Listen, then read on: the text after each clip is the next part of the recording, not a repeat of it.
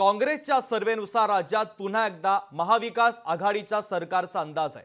सर्वेनुसार काँग्रेसला 80 ते 85 जागा मिळण्याचा अंदाज आहे, तर शिवसेना उद्धव बाळासाहेब ठाकरे पक्षाला 30 ते 35 जागा मिळण्याचा अंदाज आहे। राष्ट्रवादी शरदचंद्र पवार पक्षाला 55 ते 60 जागा मिळतील असं सर्वे सांगतोय। भाजपला 60 ते 62 जागा मिळण्याचा अंदाज आहे।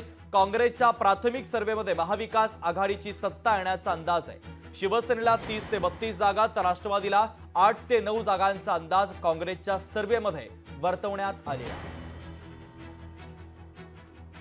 महाविकास आघाडी म्हणून लढतो आहोत आणि आमचा प्रत्येक पक्ष जो असेल, मित्रपक्ष असतील, आम्ही तिघं असू, आमचा प्रयत्न आहे की प्रत्येक जागा ही निवडून आली पाहिजे आणि त्याकरता आम्ही पूर्णपणे क्रियाशील राहणार आहोत, काळजी घेणार आहोत, एकमेकाची काळजी घेणार आहोत।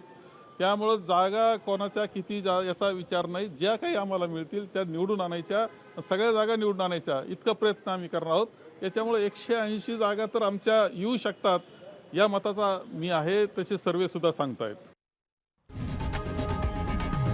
लोकशाही मराठी ऐका, पहा, जागरूक रहा।